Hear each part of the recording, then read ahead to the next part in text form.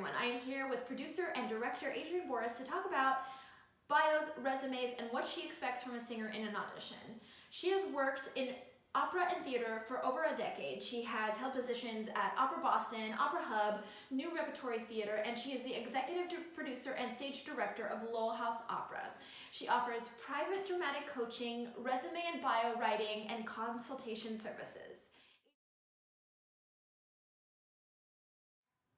So Adrienne, you write resumes and bios as one of the consultation services you offer to singers, and I would love it if you could just run us through a simple structure for resumes. Yeah, absolutely. So starting from the top, you do want to put your headshot in the upper right corner in color if possible. And then in terms of the way to structure the gigs, I do like to break them down into, for example, opera, concert, musical theater, and then maybe some other subsections before that. If you are more of a generalist, then you can lead with the category that maybe has the most gigs or the most prestigious gigs. But if you're really trying to specialize, obviously you want to lead with that category. Under that, you'll have your list from left to right of teachers, coaches, stage directors, conductors. And I always say that this section, the purpose of it is really twofold. One, certainly is to show that maybe you've worked with some bigger names in the industry, but there's also an opportunity to maybe list some more mid-level or emerging colleagues who, if a hiring manager were to call them, they would rave about you, gush about you in a really specific way. And then education and training certainly wants to be under that at the bottom of the resume. So that's one difference between a singing resume and a business resume. Sometimes for business resumes, you put that on the top. And also just consider using a fairly narrow margin. I think that's very much in fashion now. And a sans serif font that's not too fancy. What's a good rule of thumb for how many years you should have on your resume? I like to see between 5 to 7 years. And if it is an older gig, I want to sort of see what the good reason is for including that gig. Maybe it is more prestigious or just feels very representational of you. What recommendations do you have for a singer who has an experience on his or her resume that they don't necessarily want to put forward? Is there a solution to that? Well, the first thing I'll say in response to that is we are always our harshest critics, right? So we can look at a certain gig on our resume and say, ugh, this is totally useless because it was like, some barn in the middle of nowhere. But remember, you don't know who will be looking at your resume and how much they may or may not know about that company. So I certainly would encourage you not to downplay it, if it was a role that you loved, a great role for you. But if it's a different kind of situation and maybe some sort of company that isn't thought of very well in the industry or something like that, I would use your judgment. But if it is a role that you'd like to be known for, that you'd like to be hired again for in a different circumstance, certainly put it on there and try to squeeze as much supplementary information under the line as you can to explain the ways in which it showcased you. So when it comes to teachers' names, I've heard it is both good and bad to have them on there. What is your take on that? Well, I think first and foremost, do your research and remember that we can submit a different resume to different companies, with slight differences based on with whom you think you're going to be dealing at that company. Certainly, if it's your primary principal teacher, I wouldn't try to cover up information like that. The internet exists and colleagues exist, and that information is probably going to come out. But if you're in the habit of listing, you feel you have to have 2 to 3 teachers on your resume. Some of them are past teachers, some of them perhaps are more controversial. Just know your audience and do your research to that effect. Okay, great. So now moving on to bios. I know this is something that you really excel at, and I am curious, how do you incorporate storytelling into a bio? So before I start to write the bio, I just do a lot of research about the singer. And honestly, if the singer has a very sort of complete and informative website, that is the most helpful thing because it sort of means that they already have a sense of who they are as a performer. And then I'd sort of do some basic outlining in terms of the way the gigs line up in the career of the singer to try to kind of go backwards in a way and trace the path from the beginning of the singer's career to where they are now. That is if I have to do it without really any input from the singer, but sometimes the singer will say to me, I've done 2 to 3 new music gigs in the last season, and I never really did that before, but it's something that I love, and it's something that I really want to attract more work in and become known for. So then I know that there is a way to sort of filter all of the facts of the gig through this lens of new music, or sort of toward the goal of new music. So that's helpful. But sometimes I've also been able to read a singer's resume and look at a singer's website and some of their press quotes, and maybe say, okay, this is someone who, what really makes them stand out is their versatility. They can sing anything at any level of house, and they can sing it really well.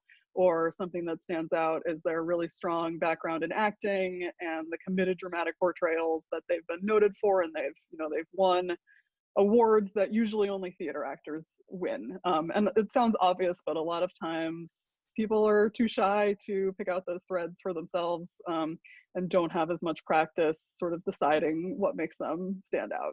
I think that's great advice. And so you need to find out what it is you want to stand out for in this career. Yes, I think that everything that you put out there, from your resume to your website to your bio, should express the same brand, if you will. That's a phrase that's thrown around a lot, but there's a high volume of performers, or really, anyone who's trying to make a name for themselves in the performing arts. And you can't necessarily trust the listener or the consumer to be able to carefully sort through a laundry list of information that isn't organized for them. So if you can make it very simple and organize it for them, and very clear in terms of what the message you're trying to get across about yourself is, then it'll click in for them that much sooner. Thank you. So I have noticed on bios that there's really one of two ways that people tackle it. They either put opera company names or they don't. Do you have an opinion on this? I think particularly if you are trying to build an opera career, you should put the opera company name 99.9% of the time. The times where I've seen role titles listed without companies would maybe be like on a teaching resume, where the singer wants to express, essentially to the parents of potential high school students, that they have had this sort of long and storied and varied career, and now maybe are focusing more on teaching, or using this bio to focus more on teaching. So to say, I have a well-rounded experience, but my bread and butter is really oratorio, and these are all the, very impressive concert platforms on which I've appeared, plus 2 to 3 sentences describing some favorite opera roles. So you are a director and a producer, and you are in an audition room a lot of the time hiring. What is something that you look for in a singer? Yeah, so I tend to look for a strong but warm, commanding presence with a lot of confidence and a sense of ease. And I know that's harder to do than it is to say, and that it takes practice. But we do really want to get the sense that essentially you're inviting us into your performance, and you're happy to be there. On top of that, I do want to get a sense that you are efficient and have some knowledge that the panel has limited time, and that you can sort of warmly, in a friendly way, efficiently move through the steps that are needed to begin the piece. Clear dramatic analysis and evidence of dramatic prep work. So that means a clear understanding of the aria's dramatic beats, the context of the aria dramatically, a knowledge of whether the character is alone on stage or there might be other characters on stage, and where are they. The ability to move convincingly within a 4x4 foot area, a strong knowledge of the language, and a sense that the singer has to some extent internalized the text, and the ability to remain dramatically alive in the interludes and the play-ins and the playouts.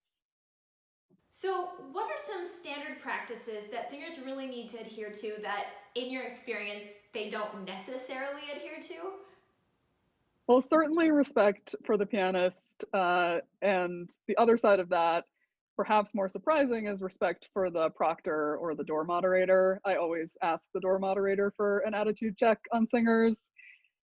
We talk a lot about this question of to handshake or not handshake.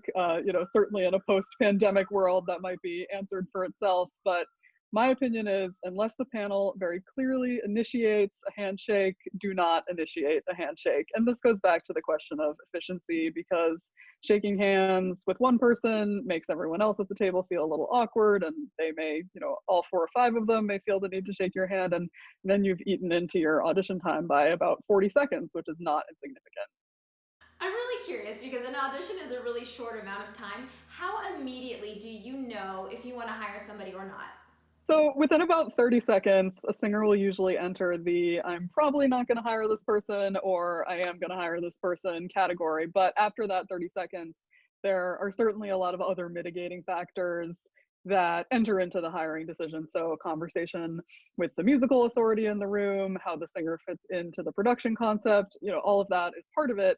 And I also would say, even if you give a flawless audition, but you're not right for that project, it really is true that we remember you and we want to bring you in for future projects. So don't write off that possibility. I think that's really good to know. So those first 30 seconds are crucial. Yeah, absolutely. It's part of your first impression, just like your resume, bio, and website, quite honestly, in today's day and age, are part of your first impression as well. So a lot of people ask me how to deal with their nerves. Do you have any advice on that subject? Absolutely. So it's not an easy question, but my first piece of advice is really strong preparation. Um, it's part of why I say that you should never do a reach piece in an audition, because if you can sort of comfort yourself with the fact that you know this material cold and there's nothing that any weird pianist or temperature or color of light in the room can do to throw you off of that, that I think is very comforting. The second thing is, the only way to become more comfortable with auditioning is practicing auditioning specifically. Performing as much as you may be able to perform is not going to make you a better auditioner. So setting up practice auditions for yourself, asking colleagues to do that for you, I think you'll be surprised that they actually really do want to help you out in that way, and then they may ask you to return the favor. I think that's great. And the third thing is, find something that you can do in the hallway that is legitimately calming for you. Don't feel pressure to socialize in the hallway if that's not something that calms you down, or do try to read the other singers to see who might want to have a friendly chat if that is something that calms you down. Everyone is different. I've seen people who need to bring like a mandala coloring book, or even just doodle, or knit, or something that involves their hands, that you can get into sort of a zen feeling with, because it can be hard to just sit there and force yourself to breathe. Sometimes that's not helpful. Awesome. I think that's really great advice. I know that I have my own little ritual before I audition, and it took me some time to find it. And so, last question about auditions are, what are some real turnoffs? Overly casual dress, particularly overly casual shoes with a dressy outfit, is one of my pet peeves. In terms of this hashtag free the knee controversy, I do tend to come down more on the side of freeing the knee, but in general, whatever you choose to wear should be elegant and somewhat neutral. Part of the audition experience is the panel being able to imagine you within the world of your production, so you shouldn't overwhelm with personality. You should be friendly and warm and cordial, but don't overtalk. Again, it comes back to that question of efficiency, both for yourself in terms of using your time effectively, and also for the panel. Bringing in personal items from outside, such as coats and scores and water bottles. The proctor or maybe a fellow auditioner should be able to watch those things for you. Thank you. I think that's very good advice and good to know. So I'm at the point again where I ask everyone the same questions. What would you tell your younger self? Oh my gosh, so much. So I did start out as a singer, and it was something that I dearly loved to do, but I was somewhat felled by performance anxiety, which I think there's a saying that says you teach what you need to learn. And the way that I'm able to teach this is that, I really grappled with it extensively with a team of professionals at Boston University. And what the first thing I would say to my younger self is that you need to assemble a team, and that it's okay to think that auditioning is really scary. There's nothing wrong with you. It's a completely different beast than performing. When you perform, you've been endowed with the right to this role, essentially. Often, you're on stage in a costume with stage lights. You can really focus on your scene partner, and the audience is there, but it's almost more like filming a scene. Whereas in an audition, it's very vulnerable. You're in there under the naked fluorescent lights, and the panel is there, and they're very hard to read, and they sort of try to be hard to read, so it can be sort of psychologically stressful. So I would say to my younger self that I needed to find an Alexander teacher to help me with my grounding and my breath and my fight or flight response. That I needed to find, a cognitive behavioral therapist, that I needed to find meditation, and all of these things that I do now that allow me to enjoy singing avocationally and allow me to get inside the audition process would have been very useful. The second thing, I think about this a lot, obviously. The second thing that I would say is that you need to put your strengths forward and stop focusing so much on the things that you don't have. I went to a liberal arts college where I was a voice major and an English major. So I studied poetry, and I wrote poetry, and I sang art song, and I knew how to analyze a poem, and I took French, and I knew how to translate a poem, and all of these things. But I was so focused on my detriments in music theory, or the lack of conservatory experience that I had when I moved to Boston, which is a city full of singers with conservatory experience. All I could do was focus on the things that I didn't have, as opposed to the things that I did have, like this ability to analyze poetry and acting training experience from a really good theater school. Yeah, so those are two things that I would say. I think that's excellent advice. And I do know that there's sort of a stigma sometimes where you think, oh, there's something wrong with me, but really everyone is in the same boat. So I think, thank you for sharing that. I agree. Do you have any parting advice you'd like the young artists of today to know? Practice your auditions for friends, and do not bring reach repertoire into auditions, no matter how much progress you're making on it in the practice room and how good you sound in the practice room. You hear this all the time, and it's old tired advice, but someone should be able to wake you up at 3 a.m. and you should be able to do your audition rep. It should be the most comfortable thing for you, because your entire physiology is going to change in the audition room. So certainly keep that in mind. Thank you so much, Adrienne. I really appreciate you taking the time to talk to me today. Thank you so much for having me on this. It's so wonderful. I'm happy to be here. I'm Theodora, and we've been in the wings with Adrienne Boris. If you have questions that you would like me to ask in the future, please feel free to leave them in the comments below. And if you liked this video, please subscribe to my channel. Thanks for tuning in, and I hope to see you next time.